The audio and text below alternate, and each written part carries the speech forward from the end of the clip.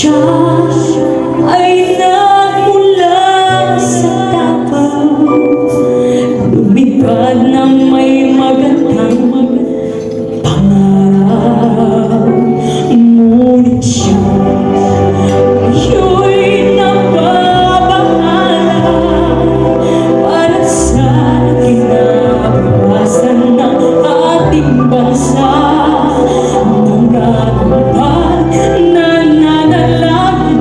Sa ating bayan, dahil sa mga buhayan naglabasa at Pilipinas, lipat sa mahal na ilanang Mindanao,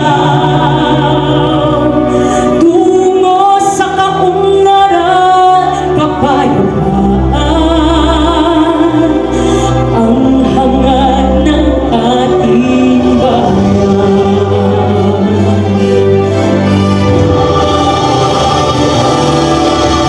Siya'y hindi magpapatalo, nasa tubo ang tapang matalino. Mga kahaman ay kanyang lilipunin, lalaban para sa mga Pilipino. Utang doon, utang dito, taxes dyan, taxes doon, ang ating yaman at mga ipon. Mga buhaya ang siyang lumalaban, ngunit siya'y hindi magpapatalo. Nasa dugo ang tapangan, talino, mga kahaman ay kanyang lilipunin, lalaban para sa mga Pilipino.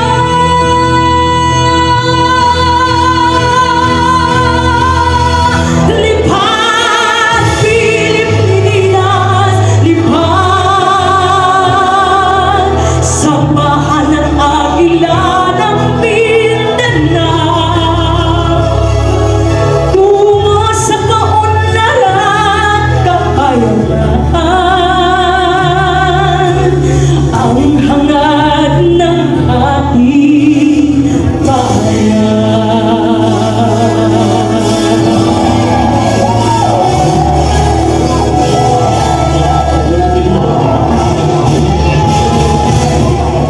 Ang hangad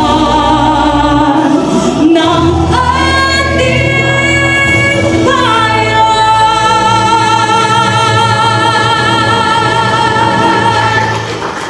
Sa ating mga kasama kanina doon sa event.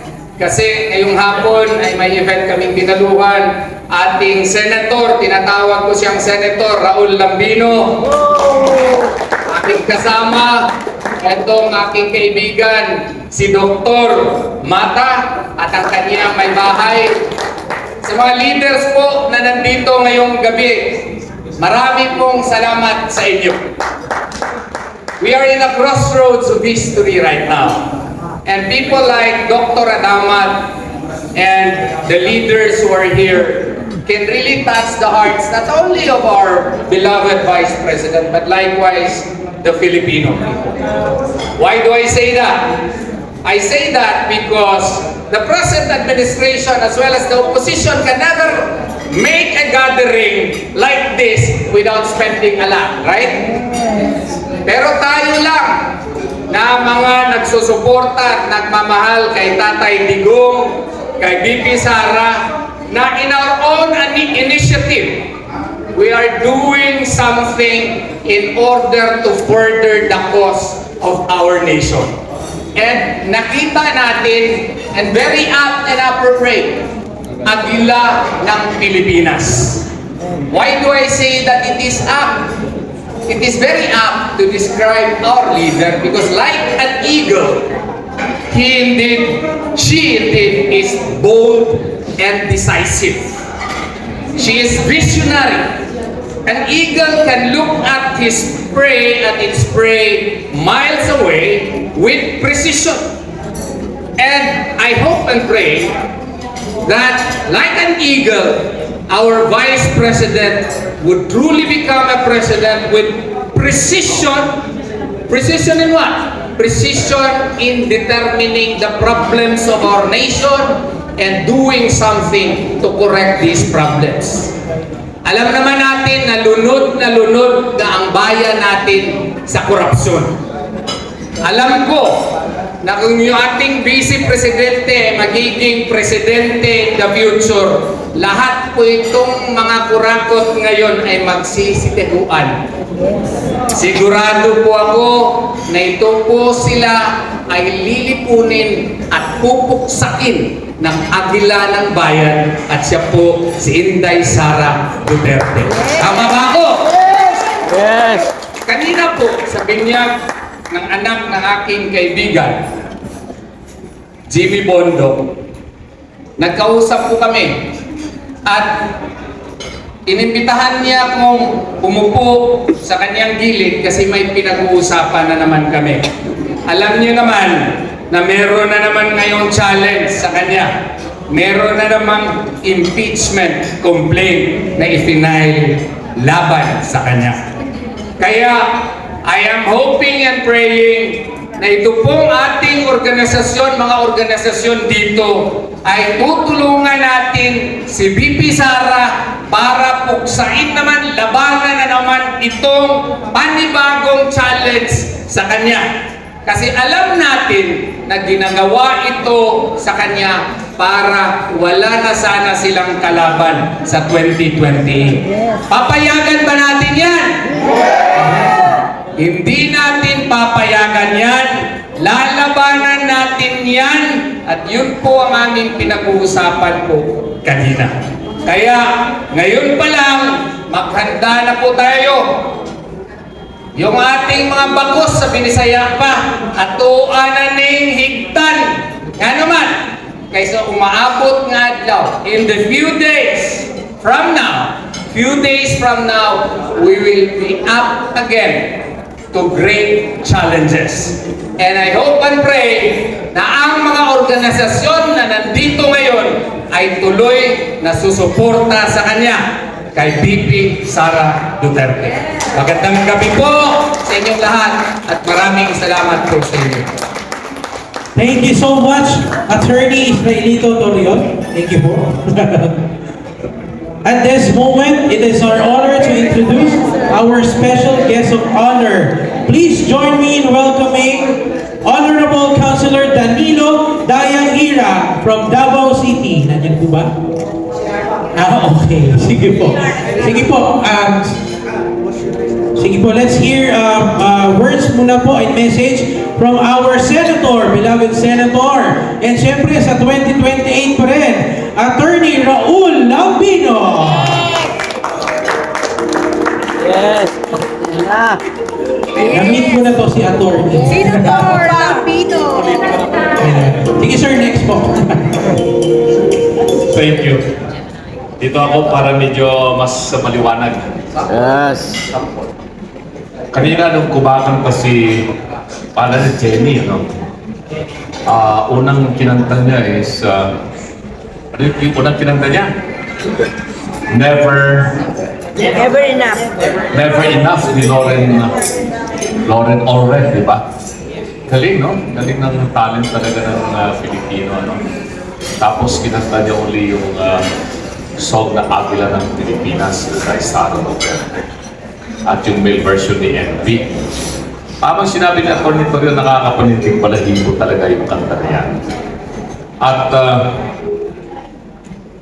bago yung kanta, napakinggan ko yung speech ni Dr. Ronald Adaman. May tindig din yung balahibo ko kasi matagal ko ng kaibigan to si Dr. Adaman. Panahon pa ni FDR, siyang presidente. At congressman noon si Dr. Adaman. Magkasama kami sa kongreso. Congressman siya, ako naman ay nandoon sa Congressional Planning and Budget Office. Yun yung think tank ng House of Representatives. Kami yung mga staff doon na gumagawa ng mga draft ng mga pagagandang mga batas patungkol sa foreign policy, tungkol sa economy, development. So nakikita kami doon ni Dr. Ronald Nadamat. At nagkasama kami ng ilang beses sa mga iba't ibang mga organisasyon at mga ibang mga komisyon. Nagkasama kami sa Constitutional Commission para baguhin ang salikang batas ng Pilipinas noong 2005 and then noong 2006. At ang problema talaga sinasabi namin itong Constitution ng Pilipinas, itong 1987 Constitution, kasi itong dokumentong ito ay ginawa ng mga appointed commissioners na hindi naman sila elected delegates noong 1986. They were appointed in order to craft a fundamental law that did not serve the Philippine people, but it serves and continues to serve the interests of a few groups of individuals whom we call the oligarchs. That include, unfortunately, the church, of which I am a member of that faith, and the businessmen who are now running the show in the country, politically, economically, socially. They control the political parties, they control the financial institution, they control the educational institution, they control the economy. And they are the one dictating what's gonna happen to this country, not the Filipino people who are supposed to be the sovereign as mandated by the Constitution, where authority supposedly emanates from them. Kaya kailangan talagang mabago itong sistema ng ating gobyerno. Pero paano ba baguhin ito sa isang mapayapang pamamaraan? Kailangan natin ang isang, tulad ng sinabi ni Atty. Torrio, a leader who has a vision for peace, for prosperity, for the development of our country. A leader who has a vision to know the problems as well as the solution of these problems in order to lift up the lives of every Filipino. And there is no other person who can do that. Only Vice President Inday Sara Duterte. We know that she will not be beholden to any oligarch. We know that she is not going to be beholden to any group. She will only be beholden to the Filipino people because she is our Agila ng Pilipinas. Hindi na po Agila ng Mindanao. Si Inday Sara, Agila na siya ng Pilipinas. Pero kikita ko itong mga leaders na nandito. Hindi ko na po kayo papatin sa isa kasi lahat naman po kayo mga leaders. Karamihan po rito ay mga taga Mindanao. Nandito. Magiting ko na. Si Councilor Dandayan Hira, matagal ko na rin kaibigan to. Dr. Ronald Nadamat is from Mindanao. Dr. Richard Matan is from Mindanao. Attorney Bobby Torian from Mindanao. Parang gusto ko na rin yata maging Mindanaoan. Binibiro ko kanina si Dr. Ronald Nadamat. Partner, sabi ko, you know, some were telling that tonight's affair is the establishment of a new Republic of Mindanao. Hindi po yun ang yayari. Kasi ang gusto natin ay magkaroon ng leader para pamunuan po ang Pilipinas, hindi lamang po ang Yes. A while ago, while I was listening to the speech of Dr. Adamat, sabi ko, partner, mag-upo niya. That was one of the most beautiful, privileged speeches that I've heard. I hope that you're gonna say that also in the Senate. So ibig kong sabihin, dalawa na kami ni Atty. Torrio dito, dalawa na kaming abogadong binabanggit yung senador. Alam ka namang nag-iisang doktor lang si Dr. Richard Mata sa Senado. Pwede bang idagdag natin isa ulit Dr. Ronald Nadamat? ikaw, Duterte kami noong 2025 elections. Eh di gawin natin Duterte 12. Tama. Dagdag natin yung Adamat at saka Torion, magiging Duterte 12. Yes. Di ba? Well, anyway, mga minamahal na kababayan, kailangan po ninyong malaman itong mga problemang darating sa atin, itong mga susunod na araw. Sigurado, tatalakayin ng House of Representatives yung dalawang impeachment cases na naisampa sa House of Representatives against Vice President Sara. Ako, dahil binanggit ko na rin na naging trabahante ako dyan sa Kongreso ng Pilipinas, marami pa rin po tayong mga nakukuhang impormasyon dyan sa mga ibang membro ng Kamara, mga congressmen, at mga ibang mga high-ranking staff o consultants dyan sa House of Representatives. At talaga pong tutuluyan po nila na i-impeach si VP Sara. May mga ibang mga congressmen dyan na dati ay pumirma doon sa na-declare na unconstitutional yung ginawa nilang impeachment na dinala sa Senado. Reluctant po sila. Ayaw na po nilang pumirma sa impeachment. Kailangan kasi, para dumiretso kagad ma-fast track, express, papunta sa Senado yung impeachment, at least one-third of all the members of the House of Representatives will sign and endorse this impeachment in order that it's going to proceed to the Senate forthwith. Eh, medyo yung mga iba, hindi nila matake na uulitin yung kanilang pagkakamali. Dahil alam naman natin lahat na ang kapalit ng kanilang pagpirma doon sa nangunang impeachment complaint na dineclare ng constitutional ay may kapalit na pera. At binanggit yan ng ibang mga kongresista na binanggit na kapalit ng pagpirma nila doon sa impeachment complaint ay magkapalit na pera. Perang public works, perang flood control. Hindi po nila yon may tatago. Alam na po ng taong bayan yan. At lahat po ng mga membro ng Kongreso ay suspect sila na nakatanggap. Eh, ano ngayon ang mangyayari? Kung pipirma uli sila, meron bang panibagong tanggapan na naman ng bilyong-bilyong pera ng taong bayan para sa impeachment ni VP Sara? Malamang, ganun po ang mangyayari. Pero dapat po ninyong isipin na yung malaking problema ng korupsyon sa ating bansa, kahirapan ng ating mahigit 60 milyong mga Pilipino at mga batang mga mag-aral na wala po silang sapat na silid-aralan. There are more than 160,000 classroom shortage ang Pilipinas ngayon. Halos hindi makapag-aral yung ating mga anak ng maayos dahil sa kakulangan ng facilities education. Pero lahat po itong pagkukulang ng pamahalaan, itong gobyernong nasa kasalukuyan ngayon, gusto po nilang mapagtakpan yan.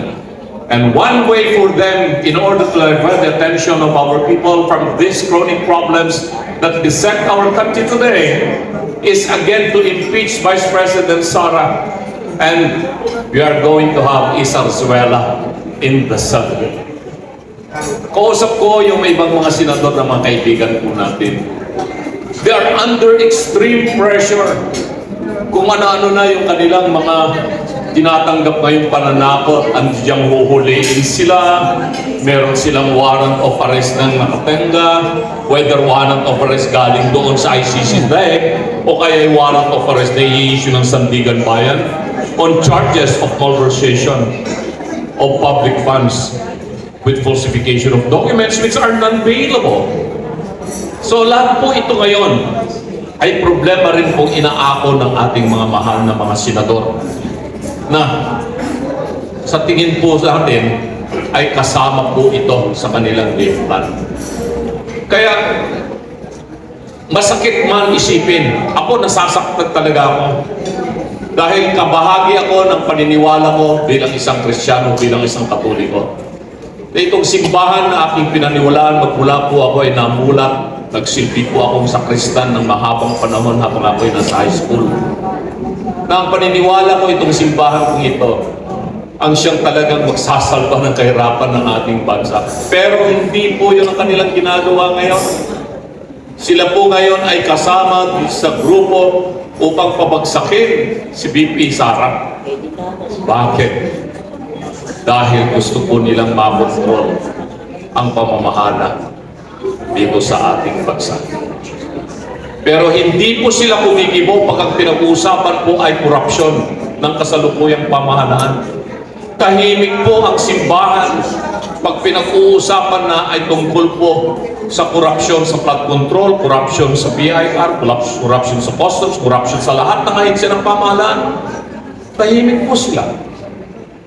Pero pag ang pinag-uusapan ay tungkol kay VP Sara, maingay po yung simbahan at doon po ako ay nalulungkot. Ang ibig pong sabihin po nito, ang simbahan na akin pong pinaniniwalaan, kabahagi pala dito sa programa ng kasalukuyang administrasyon upang sa ganon mapagtakpan ang katiwalian na kasalukuyang umiiral, mapagtakpan ang kahirapan ng ating mga kabayan Pilipino. Tayong naririto ay ilan lamang, pero marami po sa inyo, malakas ang impluensya nyo dahil po sa access ninyo sa social media. Yung mga nasa mainstream media naman, nandito nabanggit SMNI, ABS-CBN, Billionaire News Channel. Suruin po ninyo kung ano talaga ang nangyayari. Pumunta po kayo ngayon sa Mindanao, sa Northern Mindanao, Cagayan de Oro, Iligan, Lanao del Norte. Hirap na hirap yung ating mga kababayan doon dahil nasalanta po sila ng napakalakas na pagbaha ng bagyo. Ang kaibigan kong mayor sa Iligan City, si Mayor Xiao. Mayor, pasensya ka na, hindi pa kita natatawagan. Pero nagsisikap po kami rito sa Luzon kahit papaano sa tulong po ng ating mga kaibigan nasa pribadong sektor. Meron din po kami siguro may yapak po dyan sa inyo pong syudad sa Iligan at dyan po sa probinsya ng Lanao del Norte. Pero ito, ang aatupagin na naman ng ating mga politiko at nitong mga oligarko magkukontrol ng ating bansa, impeach VP Sara. Iyan ang kanilang gagawin. Kaya pakiusap po namin po sa inyo, huwag muna natin isipin yung 2028. Ang isipin po natin ngayon, paano po natin lalabanan itong hakbang na ito ng rehimen na nakaupo sa kasalukuyan at yung mga kaalyado po nila na walang ibang iniisip kung hindi sila ay makabalik sa pwesto o manatili sa pwesto beyond 2028. Sa ngayon, enjoyin natin itong napakagandang awitin na kinumpos ni Dr. Ronald Adamat, Agila ng Pilipinas, Inday Sara Duterte. I-share po natin to sa ating mga followers, sa ating mga kaibigan. Kailangan po natin mag-viral ito. Million of viewers and followers in Facebook, YouTube, TikTok, Instagram, X, kung ano-ano pang social media network. Please, pakiusap. Bigyan po natin ito ng sapat na hangin para makalipad ng tuloy-tuloy. The wind beneath the wings of the eagle is in your hands. So mga minamahal na kababayan, mabuhay po ang Agila ng Pilipinas, Inday Sara Duterte. Mabuhay po tayo lahat. There we have it. Thank you so much, Senator. There we have it. Thank you so much, Jennifer Otravina. Palakpakan po natin lahat. Grabe, no? Talagang nakakataba ng puso, goosebumps, alam niyo yun. So, parang iba yung pakiramdam. No? Ikaw ba, Jennifer, anong pakiramdam mo ngayon? Lalo na ikaw napili na kumanta. Sa totoo lang po, habang kumakanta ako, sobrang overwhelmed. Tapos tumatayo po yung balahibo ko kasi nararamdaman ko po na lahat ng nandito ay solid na sumusuporta po. Sara.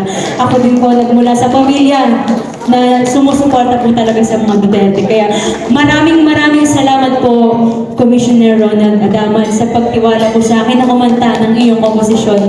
Sobrang overwhelmed at maraming salamat po sa mga tao na patuloy na sumusuporta kay VP Sara. Solid Duterte po tayo. Maraming salamat. Grabe naman yun. Thank you so much, Jennifer. Sige po, you may enjoy na namin. Once again, palapakan po natin si Jennifer Ochavillo. Thank you, Jennifer. Dito na pala.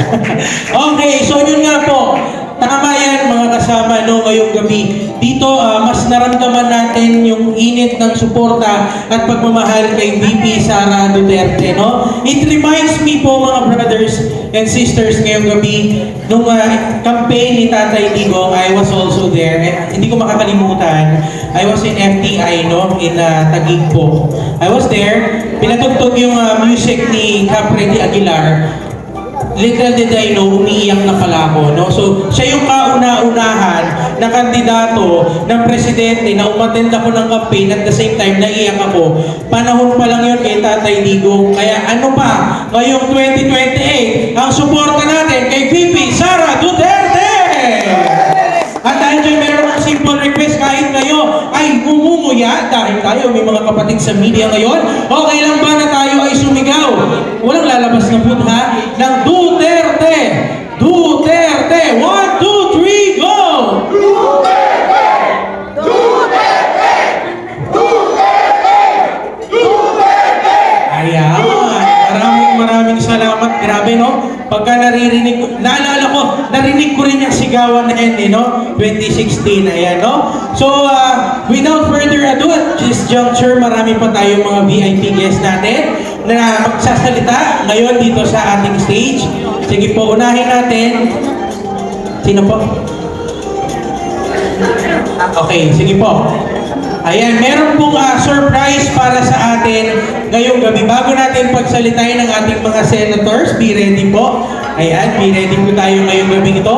Meron tayong isang pinaka-aabangan na mensahe mula sa isang pinaka-importanteng tao sa araw na to, lalo na sa event na to, dahil dinedicate natin sa kanya ang awiting Agila ng Pilipinas. Mga kapatid, panoorin natin at pakinggan ang mensahe ng nag-iisang Agila ng Pilipinas mula sa Mindanao, Vice President Sara Duterte. Palakpakan po natin!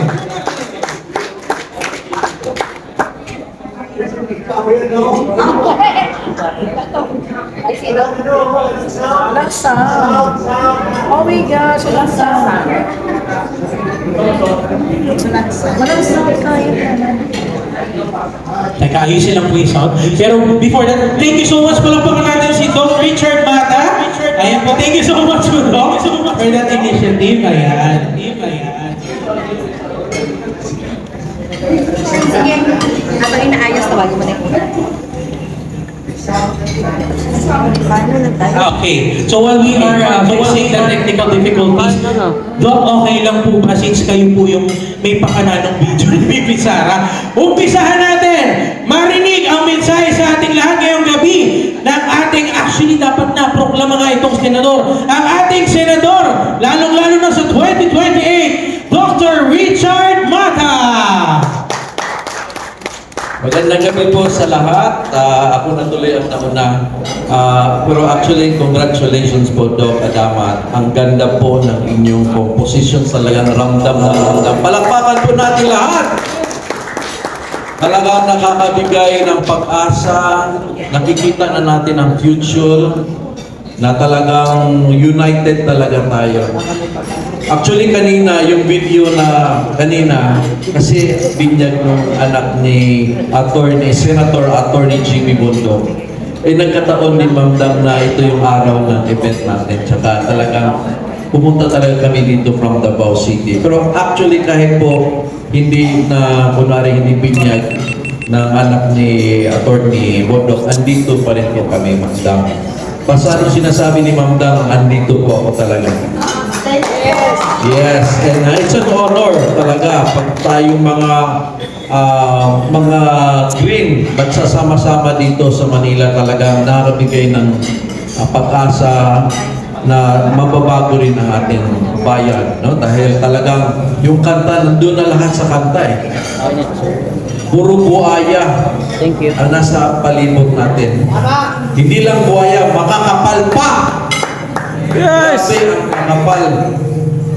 Ninanakawan tayo sa gitna ng init ng araw. So napakasakit. Pero ako po'y naniniwala na ang Diyos ay hindi tayo kinakalimutan. Marami pong nangyayari, pero alam natin ang Diyos ang dahilan. Yung flood control, lumakas ang baha. Di nga huli ang flood control. Ngayon, hindi nyo ba napansin, wala na si Tambi. Kasi Tambi, sa Kongreso, wala pa rin ang speaker. Marami siyang magagawa dyan. Pero hindi natin napansin, tinanggal. Kahit hindi pa nga tayo nag-rally, natanggalin siya, natanggal na lang. Ibig sabihin, maraming nangyayari, ang Diyos ang may gawa. Tama! Kahit po yung sa Supreme Court na hinabol pa na unconstitutional yung impeachment, ako po'y naniniwala na talagang may awa ang Diyos. At andito po si Atty. Torion. Ating palakpakan po si Atty. Torion. Dahil siya po ang nag-file ng petition na yan. At nag-usap din kami ngayon, tinanong ko, ano pong plano? Sige lang, basta may plano tayo dyan. So, pagkasal natin pa rin si Atty. Torion. Kaya to kanina, before I will not take this long, talagang may nagsasabi sa aking puso na lapitan ko talaga si BP Inday para sa message po niya sa inyo, Doc, at saka kay Ma'am Doc, at para po sa ating lahat. So I hope marinig yun. Talagang makita mo sa itsura ni BP Sara, although hindi ko ma-promise na makahabol sa ngayon, pero makita mo yung kanyang from the heart talaga na pagpapasalamat na nandito tayo para sa kanya. So I hope the video is already ready. Okay na ba? Gathering sa Inday para sa bayan ay kasi tonight.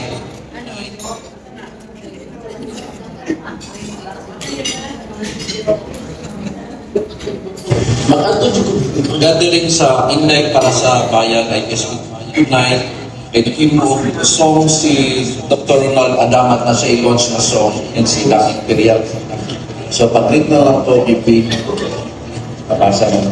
Go na na, BP. Papasa na, BP. Maraming salamat sa lahat ng members ng Inday para sa Bayan, IDSP officers, Dr. Ronald Adamat. Ang nag-post ng song yan siya. Salamat sa kanta na kinampose mo para sa akin. Yes. Ako ay truly proud na lagi ako nakakatanggap ng mga kanta na sulat ng mga kapwa ko Pilipino. At syempre kay Ma'am Damin Imperial. Maraming salamat sa tuloy ninyo na support. Mabuhay kayong lahat. May God bless you. Thank you, BP. Thank you, thank you.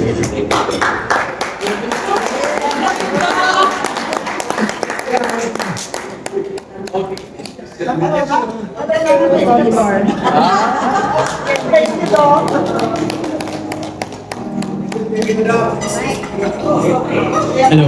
Okay. Thank you so much, Dr. Richard Mata, and of course, thank you rin kay VP Sara Duterte. Grabe, no?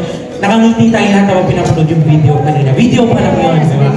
So what more? So anyway, without further ado, let us move to the next future senator, no, of our country, no? He is no other than one of the bravest lawyer, no, nakilala natin, no? At nandito siya ngayong gabi. Grabe ang binibigay niyang servisyo at pagmamahal sa taong bayan. Kaya naman, attorney, sama-sama tayo sa 2028, no? So, sige po, kayo na po ang isusunod namin muna. Let us all welcome Attorney Israelito Torion. Yes!